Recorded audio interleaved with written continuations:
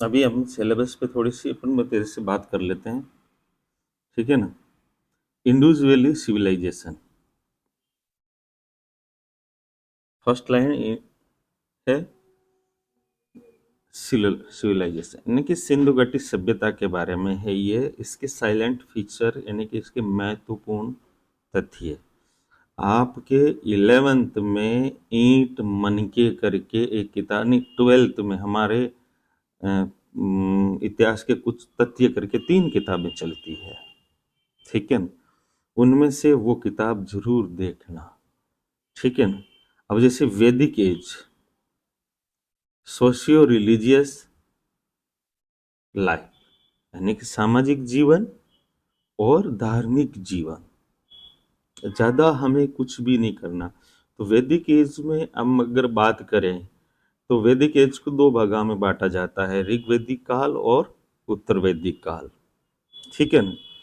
तो ऋग्वैदिक काल में केवल जो ऋग्वेद में उल्लेखित व्यवस्था है वहाँ के उस समाज को देखना है और उस रिलीजियस लाइफ को देखना है, ठीक है। मैं एक उदाहरण के द्वारा समझा जा सकता हूँ कि कैसे सवाल बन सकते हैं कि ऋग्वैदिक काल में महिलाओं की स्थिति अच्छी थी, कथन और कारणात्मक सवाल पूछ ले, ठीक है ना। या ऋग्वैदिक काल में प्रार्थना और का योगदान ज्यादा था कि यज्ञ का योगदान ज्यादा था। उसी तरह इन वैदिक एज का नेक्स्ट पार्ट है उत्तर वैदिक काल, जिसमें ऋग्वेद को छोड़कर तीनों वेद, आरण्यक, उपनिषद और ब्राह्मण सारे इंक्लूड है। इसमें जो बातें उल्लेखित है वो बातें हमें दर्शानी है, वो भी कैसे, सोशल और रिलीजियस लाइफ में। क्योंकि हम देखते हैं कि उत्तर वैदिक काल में जीवन में स्थायित्व आता है, जीवन में स्थायित्व आने की वजह से प्रभुत्व की भावना बढ़ती है, तो राज्य की अवधारणा बनती है, और फिर धीरे धीरे महिलाओं की स्थिति में भी गिरावट आती है।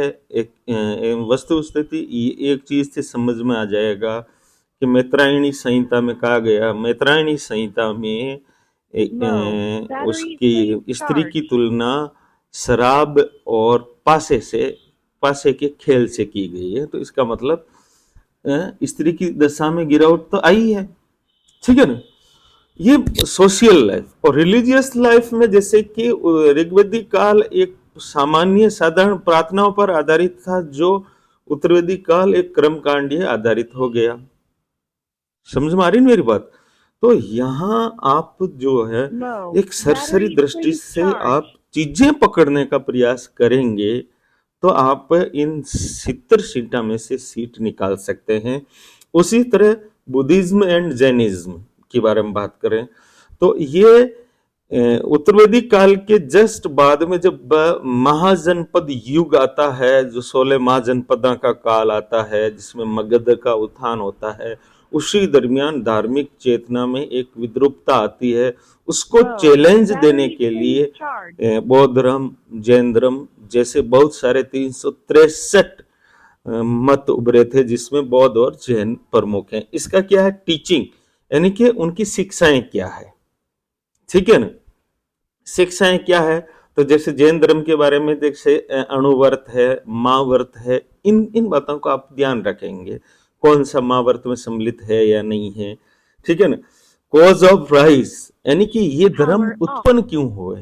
अब जाहिर सी बात है कि उत्तर वैदिक कालीन सभ्यता और धार्मिक व्यवस्था में कहीं न कहीं वो बाधाएं उत्पन्न हो गई थी जिससे वैदिक धर्म में रहकर नहीं सुधारा जा सकता था। तो एक चैलेंज के रूप में ये पनपे, ठीक है ना। तो वो हमें चैलेंज देखने पड़ेंगे कि ऐसी कौन कौन सी वैदिक धर्म में विद्रूपताएं आई थी जिससे वो मतलब कि बौद्ध धर्म, जैन धर्म पनपा। फिर फॉल ऑफ बुद्धिज्म यानी बौद्ध धर्म का ह्रास क्यों हुआ। तो आप एक्चुअली में आप इससे जो धर्म आपको यूं इसको इस पैटर्न से समझना है कि जो धर्म जिन चीजों को लेकर आंदोलन करता है, ठीक है ना। आप इसे केजरीवाल को लेकर देख लीजिए, केजरीवाल ने भ्रष्टाचार को लेकर आंदोलन किया और उसके बलबूते पर राजनीति की व्यवस्था स्थापित करने के लिए राजनीति में आए और खुद ही भ्रष्टाचारी हो गए, ठीक है ना। तब केजरीवाल का पतन निश्चित है। बस वो की वही बात है, महात्मा बुद्ध ने भी खुद ने जो धर्म चलाया था, कालांतर में वो उन्हीं बुराइयों से ग्रसित हो गया जिसका वो विरोध कर रहा था। ठीक है ना? यानी कि ब्राह्मण धर्म और अब बौद्ध धर्म में ज्यादा कोई भिन्नता रही नहीं, तो लोगों के सामने ऐसी अड़चन ही नहीं रही। फिर कुछ विदेशी आक्रमण हो सकते हैं, फिर ब्राह्मणवादी शासक हो सकते हैं। हालांकि एक थॉट प्रोसेस से कोई भी धर्म हारा जाता है, तो शंकराचार्य का योगदान हो सकता है। ये बहुत सारी चीजें। मौर्यन एंड गुप्तास, या दो ही शब्द दे रखे हैं। अब मौर्य की महत्वपूर्णता क्या है, वो चीजें हमें देखनी पड़ेगी। जैसे चंद्रगुप्त मौर्य ने पहला अखिल भारतीय साम्राज्य स्थापित करने का प्रयास किया, पहला ऐतिहासिक सम्राट था। उनके प्रशासन संबंधी बहुत सारी बातें, कौटिल्य का अर्थशास्त्र, मेगिस्थनीज की इंडिका, फिर अशोक महान के अभिलेख शिलालेख, फिर अशोक का धाम, ये चीजें हमें थोड़ी सी ध्यान में रखनी पड़ेगी। और ध्यान में भी तथ्यात्मक के साथ साथ कंसेप्चुअल ध्यान में रखना पड़ेगा, तब ही हम कोई सवाल सवालू कर पाएंगे। समझ में आ रही बात मेरी? कि एक्चुअली में जैसे एक पर्सन आ गया कि बोतल भरना पानी की,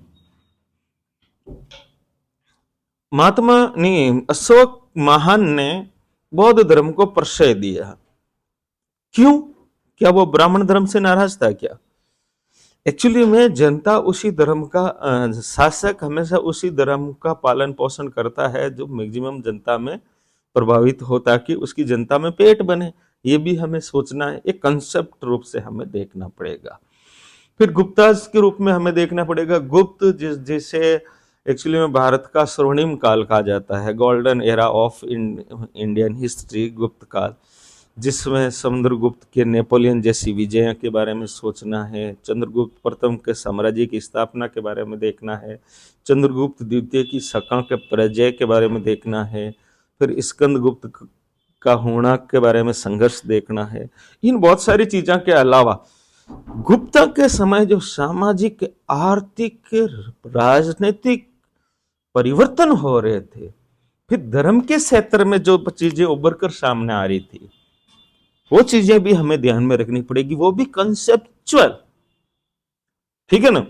जैसे एक चीज मैं बता देता हूं कि जैसे गुप्त काल में सामंतवाद का उदय, तो ये गुप्तकालीन आर्थिक प्रणाली यानी कि भूमि अनुदान प्रथा से जुड़ा हुआ सीधा सा संबंध है।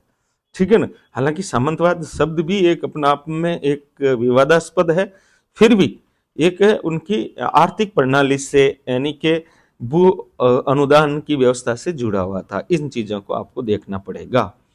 फिर भक्ति और सूफी सिस्टम, एक्चुअली में एक स्टेज जब ऐसी आती है जब आप कर्मकांड, पूजा पाठ पद्धति से बोर हो जाते हैं और ईश्वर से डायरेक्ट कनेक्शन बनाने का प्रयास करने लगते हैं, तब सारे कर्मकांड पूजा पद्धति को भूलकर ईश्वर से प्रेममय माहौल में डूबने का भाव ही भक्ति है। ठीक है? और सेम टू सेम ये एक्चुअली में इस्लाम धर्म में सूफीज्म के रूप में पनपा। तो जैसे कि हमें लेना पड़ेगा दक्षिणी भारत से, जो आलवार नैनार से शुरू हुए थे, फिर रामानंद का योगदान देखना पड़ेगा। फिर विभिन्न क्षेत्र में भक्ति की क्षेत्रीयता लिए हुए भी थी, जैसे महाराष्ट्र धर्म, ठीक है ना, जैसे चैतन्य महाप्रभु बंगाल में, शंकर का आसाम वाला एरिया, ठीक है ना, ये भक्ति आंदोलन जो क्षेत्रीयता लिए हुए था। फिर एक भक्ति मूवमेंट की एक सबसे बड़ी खासियत यह थी कि दो धाराओं में प्रचलित था, सगुण और निर्गुण, और निर्गुण धारा बड़ी प्रबल रहती थी। Same to same Sufism, Sufism में भी हम विभिन्न सिलसिले हुआ करते थे। ठीक है ना? उन सिलसिला में से हमें नाम याद रखने हैं कौन सा और सूफी सिलसिला का एक क्षेत्रवाई डिवाइडेशन था। सूफी सिलसिला की सबसे बड़ी खासियत यह थी कि इस क्षेत्र में यह सिलसिला का बीज है, ये क्षेत्र में यह सिलसिला का बीज है, और दोनों में गुरु की महत्ता को स्वीकार किया गया है। ठीक है ना? ये चीजें देखनी पड़ेगी। अगर अब मुगल पीरियड, मुगल पीरियड के बारे में बात एक्चुअली में इतनी सी है कि उसके administrative features and culture achievement. Mughal प्रशासन जो टोटल जुड़ा हुआ था जागीरदारी, प्रथा से, मनसबदारी व्यवस्था से, उन व्यवस्थाओं को समझना है और फिर उनसे जो कल्चरल योगदान रहा है विशेषकर स्थापत्य और चित्रकला शैली में, वो हमें देखना पड़ेगा। ठीक है ना। बाकी हम राजस्थान जीके में मुगल वर्सेज राजपूताना का बहुत सारे हम युद्ध के बारे में देखेंगे। चलिए, लीजेंसी ऑफ शिवाजी। ठीक है ना। महाराष्ट्र में महाराष्ट्र धर्म से एक्चुअली में राम समृत गुरु रामदास जी थे, जिन्होंने राष्ट्रवाद की भावना शिवाजी में भरी और फिर उन्होंने एक्चुअली में शिवाजी ने एक पृथक लेजेंसी स्थापित की जो मराठावाद के रूप में उभर के सामने आई, और एक कैसे मराठा साम्राज्य स्थापित हुआ जिसमें सौराष्ट्र की भावना नीत थी। और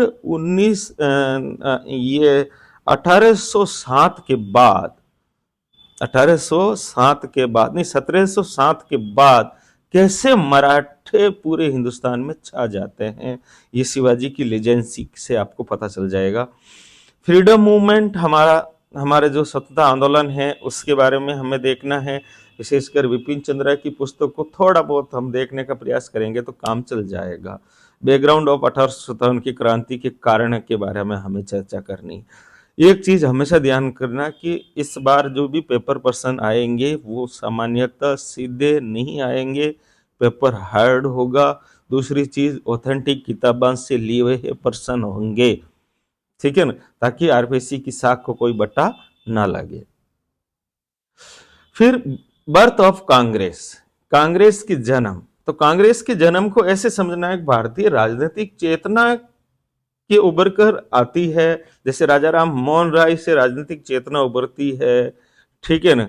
फिर जमींदार मतलब जमींदार यूनियन बनती है, बंगाल मतलब यूनियन बनती है। ठीक है ना। ईस्ट इंडिया एसोसिएशन बनता है, दादा भाई नौरोजी बनाता है।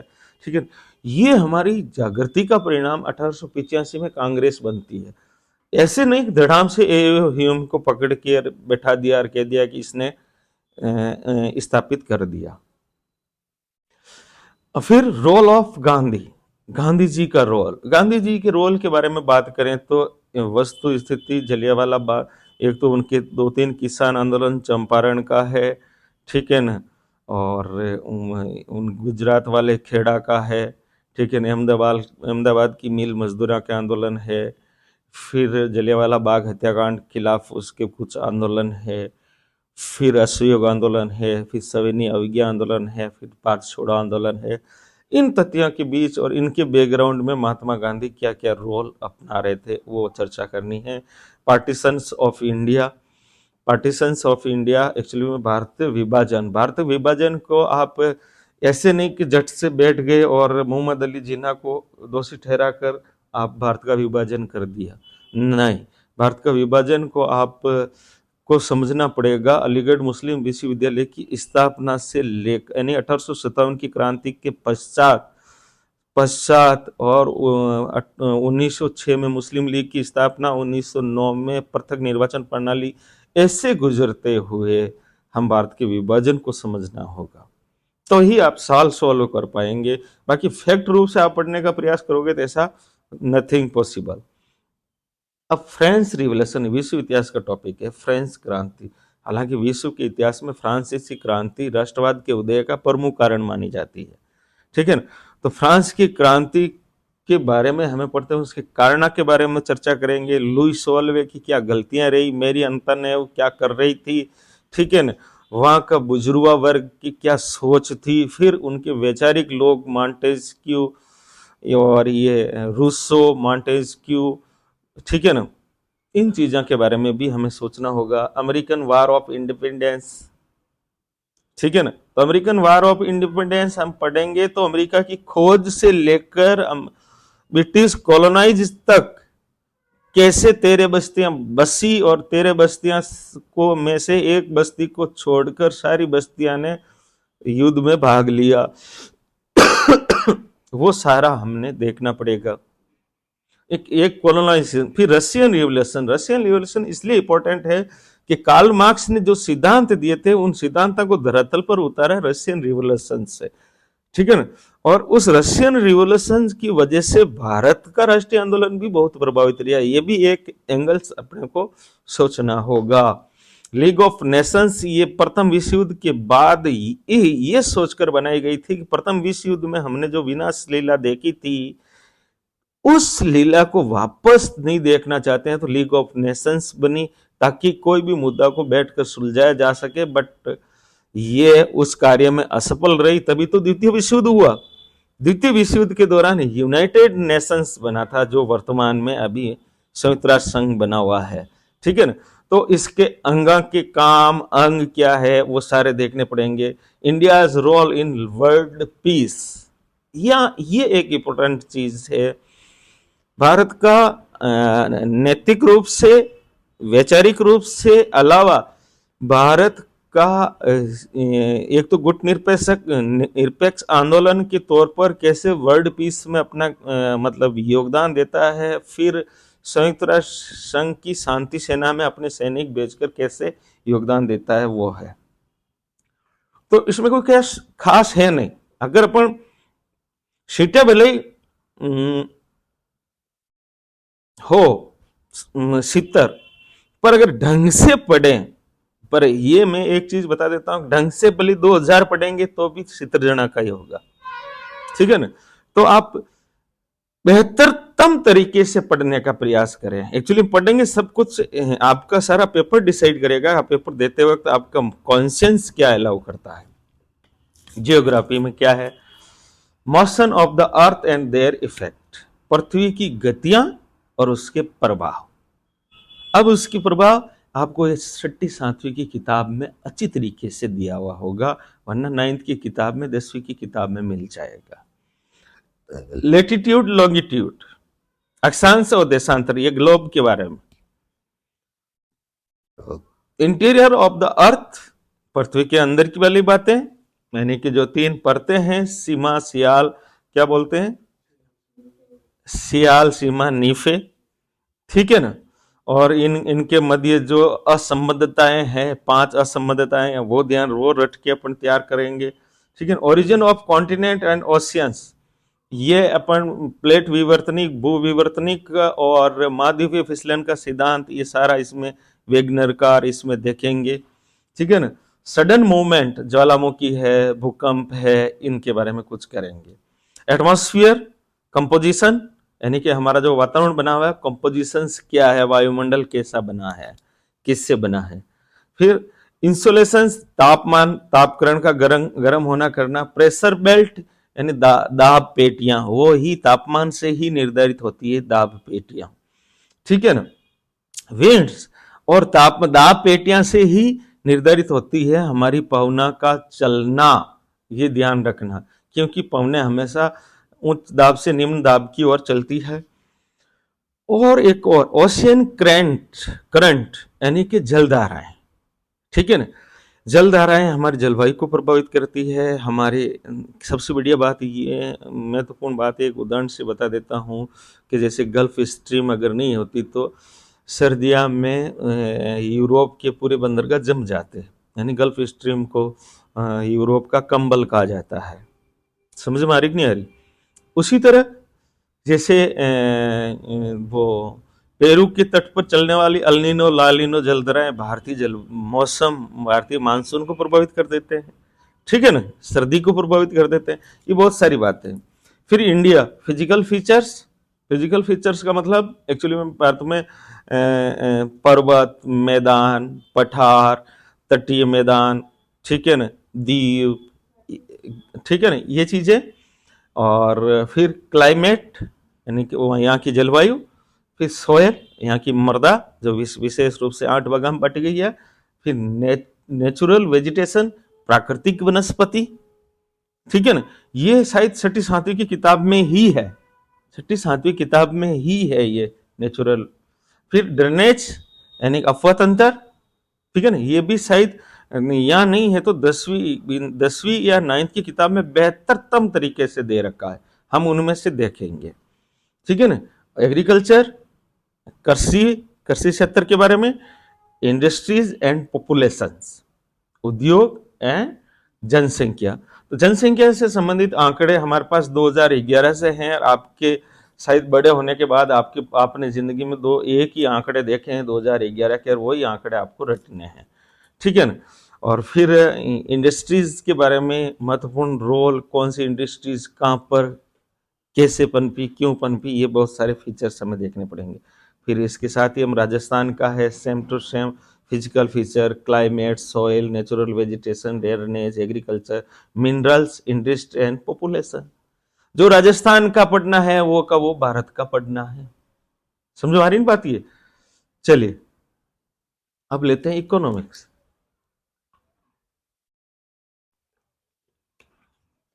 Concept of national income.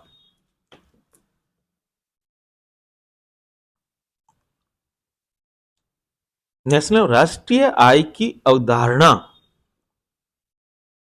मतलब हमारी जो राष्ट्रीय आय, उससे संबंधित आप जीडीपी, जीवीए, ठीक है ना, जीएनपी, एनएनपी, एनआई, इन सारी बातों को हमें देखना पड़ेगा। एक कंफर्म सवाल यहां से पूछा जाएगा, कौन सी बात राष्ट्रीय आय में इंक्लूड होती कि नहीं होती, कौन सी चीज जीडीपी में इंक्लूड होती या नहीं होती, इन चीजों को आप ध्यान में रखोगे।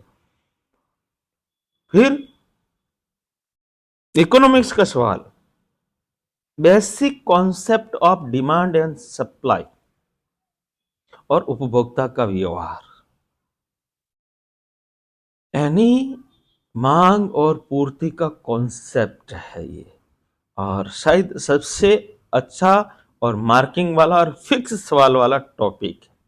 मैं ये इसलिए बता रहा हूं कि ये जो इकोनॉमिक्स है, यहां से अगर परफेक्ट कर लें तो 18-19 सवाल आपके राइट हो जाएंगे। चलिए फिर कंज्यूमर मतलब उपभोक्ता व्यवहार, उपभोक्ता किन चीजों के प्रति कैसा व्यवहार करता है, वो विभिन्न लेखकों की विभिन्न अवधारणा के बारे में हमें समझना है। फिर डेफिनेशन ऑफ मनी, यानी कि मुद्रा की परिभाषा, ठीक है, इट्स फंक्शन, उस मुद्रा के कार्य, फंक्शन ऑफ कमर्शियल बैंक्स, यानी कि वाणिज्यिक बैंकों के कार्य, एंड सेंट्रल बैंक, यानी भारत में जो रिजर्व बैंक है उनके कार्य। कोई बड़ी बात नहीं है, अगर आदमी रियल में करना चाहे ना तो एक दिन में कर सकता है, रियल में ढंग से करना चाहे तो।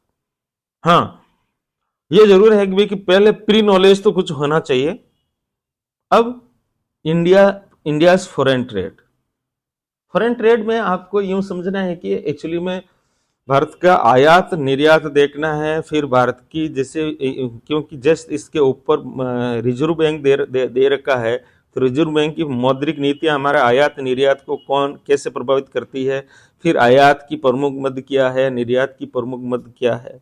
फिर हम सर्वाधिक आयात किस देश से करते हैं, सर्वाधिक निर्यात किस देश को करते हैं, टॉप 5 देश जिनसे हम आयात करते हैं, टॉप 5 देश जिनको हम निर्यात करते हैं, सरप्लस हम किस देश से रहते हैं, किस देश से हम घाटे में रहते हैं। वो बहुत सारी चीजें जो आपको माइंड में आपको जमानी है।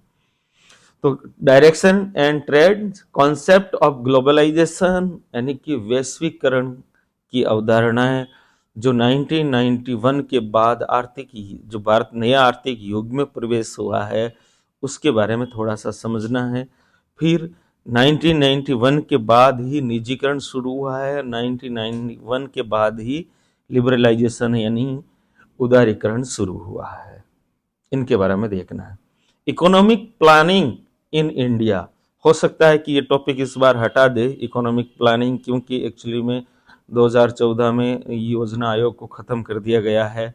अब वो शायद नीति आयोग यहाँ डाल सकते हैं। तो इकोनॉमिक प्लानिंग हमारी जो पंचवर्षीय योजनाएं हैं, हमारे उपलब्ध संसाधन और प्राथमिकता से किस पर खर्च करें, दैट इज प्लानिंग। वो हमें देखना है कि प्रथम पंचवर्षीय योजना में हमने प्राथमिकता किसको दी, द्वितीय में किसको दी, तृतीय में किसको दी, वो चीजें अगर ये टॉपिक रहा तो ठीक है ना। और आई थिंक इसको हटा देंगे। Poverty and unemployment in India, poverty यानी गरीबी के मामले में जैसे कि सापेक्ष गरीबी, निरपेक्ष गरीबी, यानी कि जो एक तो अपनी आधारभूत आवश्यकताओं को कोई पूरा नहीं कर पाता, एक तो वो गरीब है, दूसरा वो गरीब है जो डेली मोटरसाइकिल से स्कूल जाता है, कार से नहीं जाता, वो गरीब है, बहुत सारी बातें। और अनएम्प्लॉयमेंट, अनएम्प्लॉयमेंट गरीबी से स्पष्ट रूप से जुड़ा हुआ है, एक ही पक्ष के। अब उसी तरह आगे बढ़ते हैं, political science and political theory, यहाँ राजनीति विज्ञान और राजनीतिक सिद्धांत, ये एक महत्वपूर्ण टॉपिक है जो विशुद्ध रूप से राजनीतिक विज्ञान पढ़ने वाला के लिए ही बना है। समझ में आ रही नहीं आ रही? इससे हमें कॉन्सेप्ट समझना है, ट्रेडिशनल एंड मॉडर्न पर्सपेक्टिव, जिसमें पावर, विधायिका और वेदता, पावर यानी शक्ति, वेदता और संप्रभुता, इनको अपन राजनीतिक सिद्धांत की तरह देखना है, ठीक है ना। और इसमें क्या क्या ये चीजें इंक्लूड है, जैसे हम किसी चीज को वेद कहते हैं तो राजनीतिक रूप से कौन कौन सी चीजें उसमें इंक्लूड होनी चाहिए कि वो चीज वेद हो जाए। किसी को हम अगर संप्रभु कहे तो राजनीतिक रूप से कौन कौन से तत्व उसमें इंक्लूड रहे कि हम उसे संप्रभु कह सके। फिर बाकी इंडियन कॉन्स्टिट्यूशन है, ठीक है ना, बहुत सारे लोकल सेल्फ गवर्नमेंट, अपने पंचायती राज संस्थाओं को, फिर चैलेंजेस ऑफ इंडियन डेमोक्रेसी, ठीक है, इंडियन फॉरेन पॉलिसी, भारतीय विदेश नीति के बारे में, ठीक है ना, और challenges to Indian democracy. Indian democracy के लिए चैलेंजेस सांप्रदायिकतावाद, क्षेत्रीयतावाद, जातिवाद, भ्रष्टाचार, ठीक है ना, ये डायरेक्ट आपको चैलेंज दिख रहे हैं। समझ में आ रही नहीं आ रही? फिर डेमोक्रेसी एक्चुअली में अगर विभंग होती है तो इन चीजों से विभंग होती है, ठीक है ना। और इंडियन फॉरेन पॉलिसी, भारतीय विदेश नीति, तो इसमें अपने भारतीय विदेश नीति कम से कम इतना तो पता होना ही चाहिए कि प्रमुख विश्व के देश चीन भारत या यूएस भारत या रूस भारत के साथ साथ भारत और उसके पड़ोसी देशों के साथ जो नीतियां है वो हमें देखनी पड़ेगी। चलिए, recent trend, globalisation, empowerment of depressed group and classes, यानी के दबे कुचले लोगों के एम्पावरमेंट कैसे करना है, दबित समूह का। समझ में आ रही नहीं आ रही? ये भी हमारे राजनीति विज्ञान का। सोशियोलॉजी भी कोई भी खास बात नहीं है, meaning, nature and perspective of sociology, निवल सोशियोलॉजी का ही टॉपिक है, समाजशास्त्र की दृष्टि से इसको पढ़ना है, ठीक है ना। और आपको कहीं नहीं जाना है, 11वीं की 12वीं की किताब में आपको मिल जाएगा, आपको कहीं भागना नहीं है, ठीक है ना। बेसिक कॉन्सेप्ट, सोसाइटी क्या है, सोशल ग्रुप क्या है, सामाजिक समूह क्या है, स्टेटस और रोल क्या है, ठीक है ना, और सोशल चेंजेस, सामाजिक परिवर्तन क्या है, ठीक है ना। हमें सामाजिक परिवर्तन के बारे में देखना पड़ेगा, स्टेटस एंड रोल, यानी कि आपका स्टेटस क्या है, आप रोल क्या करते हैं, ठीक है ना, एक आदमी कितने रोल कर सकता है, वो सारे चीजें। फिर कास्ट एंड क्लास, यानी जाति और वर्ग, meaning, feature, changes in caste and class.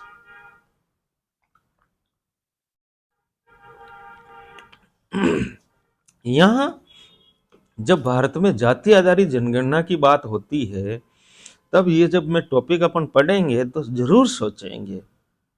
हमने उम्मीद की थी कि जीवन ज्यों भारत बड़ा होगा, जैसे बता रहे हैं भारत 75 वर्ष का हो गया है ना, भारत 75 वर्ष का हो गया बड़ा, तो अब तो कम से कम भारत को समझ में आ जानी चाहिए कि भी कास्ट से क्लास की ओर बढ़े, और भारत अभी भी वापस जाति आधारित जनगणना, जाति आधारित जनगणना, बस। चलिए, हम कास्ट और क्लास के बारे में भी देखेंगे। फिर करंट सोशल प्रॉब्लम, कास्टिज्म देखो, और जब कास्ट बेस्ड अपन जनगणना करवा रहे हैं, कास्टिज्म, कम्युनलिज्म, सांप्रदायिकता, गरीबी, करप्शंस और एड्स। अब एड्स भी एक सामाजिक समस्या है। एड्स जितनी स्वास्थ्य संबंधी समस्या है, नो डाउट वो स्वास्थ्य संबंधी समस्या है, परंतु एड्स रोगी के साथ जो व्यवहार होता है वो सोशल प्रॉब्लम्स है, वो एक सोशल इविल्स के रूप में सामने आ रहा है। कॉन्सेप्ट ऑफ वर्ण, आश्रम, धर्म, वर्ण, जो चातुर्वर्णीय व्यवसाय है। आश्रम चातुराश्रम है। धर्म धर्म अर्थ काम मोक्ष है। पुरुषार्थ चार पुरुषार्थ, ठीक है ना। धर्म, यहाँ धर्म जो है, धर्म शब्द आया है, सॉरी, ये नॉट रिलीजियस, ये धर्म जो है वो कोई रिलीजियस नहीं है। रिलीजियस धर्म यानी ड्यूटी फॉर ड्यूटी, ठीक है ना। धारणेशु धर्म, उस धर्म के बारे में बात कर रहा है, ठीक है ना। पुरुषार्थ चार पुरुषार्थ, धर्मार्थ काम मोक्ष। मैरिज एंड फैमिली, विवाह और परिवार, परिवार के बारे में, परिवार के नाभिक परिवार, संयुक्त परिवार, ऐसे ऐसे, और विवाह के जितने भी प्रकार है वो सारी चीजें आपको देखनी। एक कॉन्सेप्चुअल रूप से आप में एक पावर होनी चाहिए कि भाई कि अब क्या इसमें सवाल क्या बन सकते हैं।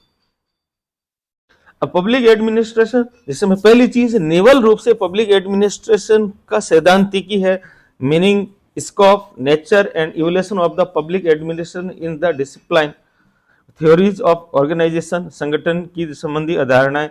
जो पहली चीज है कि भाई पब्लिक एडमिनिस्ट्रेशन का स्वतंत्र सब्जेक्ट के रूप में विकास कैसे हुआ, वो चीज हमें सीखनी है। भाई पब्लिक एड एक्चुअली में 200 साल 300 साल पहले राजनीति विज्ञान से अलग सब्जेक्ट ही नहीं समझा जाता था, ठीक है ना। आज भी जब आप कहते हैं ना कि कई सब्जेक्ट लियो रे कि पब्लिक एड और राजनीति विज्ञान सेम ही ले लिया तो, ठीक है ना, क्योंकि कोई अंतर नहीं समझा जाता था। तो ये धीरे धीरे गैप कैसे है वो देखेंगे, फिर थ्योरी और संगठन के सिद्धांत देखेंगे, कोई संगठन कैसे काम करता है। पब्लिक एडमिनिस्ट्रेशन में हमें ये देखना पड़ेगा ना, आप जिस संगठन को आप चला रहे हैं वो संगठन कैसे काम करता है। एडमिनिस्ट्रेटिव बिहेवियर, ठीक है ना, प्रशासनिक व्यवहार, डिसीजन मेकिंग, मॉरल और मोटिवेशंस। डिसीजन, निर्णय करने के आधार क्या है और कौन कौन सी नैतिकताएं आपको धारण करनी है, और आप अपने अधीनस्था को कैसे मोटिवेट कर सकते हैं, इनसे संबंधित जो सिद्धांत है, और हम कैसे मोटिवेट होते हैं, ठीक है। अब जैसे मैं आपको कहूं कि आप कैसे मोटिवेट होगे, तो मैं आपको भरोसा दिलाऊं कि आप सफल हो जाओगे, तो आप मोटिवेट होंगे, समझ में आ रही नहीं। मैं आपको कहूं कि कितनी भी मेहनत कर लो, सीतर तो पद है यार, मतलब आप कहाँ, कुछ भी नहीं होना जाना आपका, भले ही ऐसे गर्दन हिलाओ, समझ में आ रही ना। हाँ, तो आप डिमोटिवेट हो जाओगे। चलिए, issues in Indian administration, relationship between political and permanent executive. अब यहाँ एक तो राजनीतिक कार्यपालिका और एक प्रशासनिक कार्यपालिका। राजनीतिक कार्यपालिका जिनको हम चुन के भेजते हैं, समझ में आ रही नहीं आ रही, जो मंत्री बनते हैं। और प्रशासनिक कार्यपालिका जो अपने कोई एग्जाम पास करके, RS IS जो एग्जाम पास करके चाहते हैं, उनके मध्य रिलेशनशिप हमें देखना है। जर्नलिस्ट एंड स्पेशलिस्ट, एक तो सामान्यज्ञ और एक विशेषज्ञ के संबंधी कोई विवाद है। अब जैसे एक उदाहरण देता हूं कि भारतीय कृषि अनुसंधान परिषद का चेयरमैन बना दिया गया है IAS, फलाने IAS को, ठीक है। अब वो एक सामान्य व्यक्ति है, जबकि कृषि अनुसंधान परिषद जो है ये एक रिसर्च की एक इंस्टीट्यूट है, तो वहां एक अच्छे वैज्ञानिक को बिठाना चाहिए। ये एक डाउटफुल चलता है इधर उधर कि भाई क्या बिठाए क्या बिठाए। जैसे वित्त विभाग का प्रभारी एक अर्थशास्त्री होना चाहिए जो IAS वित्त सचिव बन जाता है। मेन चीज ये सामान्यज्ञ और विशेषज्ञ का लफड़ा है। चलिए, पीपुल पार्टिसिपेंट इन प्रशासन में आम जनता की भागीदारी कैसे हो सकती है, ठीक है ना। रेड्रेसल ऑफ सिटीजन ग्रीविनेंस, लोकपाल और लोकायुक्त। लोकायुक्त और लोकपाल के बारे में देखना है। अब फिलोसफी, वैदिक और उपनिषद फिलोसफी, जो हम हिस्ट्री में पढ़ेंगे, थोड़ा बहुत यहाँ काम आ जाएगा, पर यहाँ थोड़ा सा दर्शन की दृष्टि से महत्वपूर्ण होना पड़ेगा, ठीक है ना।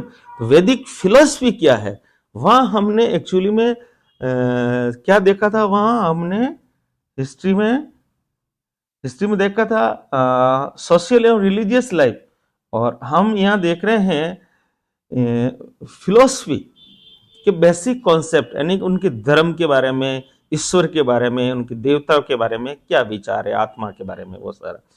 फिर सॉक्रेटिस मेथड, सुकरात का नाम तो आप जानते ही होंगे, ठीक है ना, यूनानी दार्शनिक है, उसकी पद्धति के बारे में हमें सोचना है।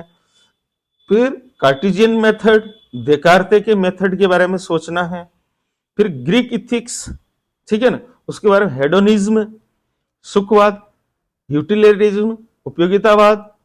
फिर कांट की एथिक्स, यानी कांट का नीति शास्त्र। उपयोगितावाद में दो ही तो है, बेंथम और मिल। और सुखवाद तो hedonism is also utilitarianism. Freedom of will, freedom of will का मतलब होता है कि संकल्प की स्वतंत्रता, उसकी शर्तें क्या है वो हमें देखनी है। थ्योरीज ऑफ पनिशमेंट, यानी किसी को कूटने, यानी कि पनिशमेंट देने, दंड का सिद्धांत क्या है, किसको कितना दंड दिया जाए और क्यों दंड दिया जाए, ये आपको जानना जरूरी है इसके थ्रू। समझ में आ रही नहीं आ रही? नेक्स्ट और लास्ट, वर्णाश्रम धर्म जो हिस्ट्री में पढ़ा, पुरुषार्थ जो हिस्ट्री में पढ़ा, निष्काम कर्म ऑफ गीता जो कांट और ये समान रूप से हैं, इथिक्स ऑफ जैनिज्म, बुद्धिज्म और गांधीयन इथिक्स।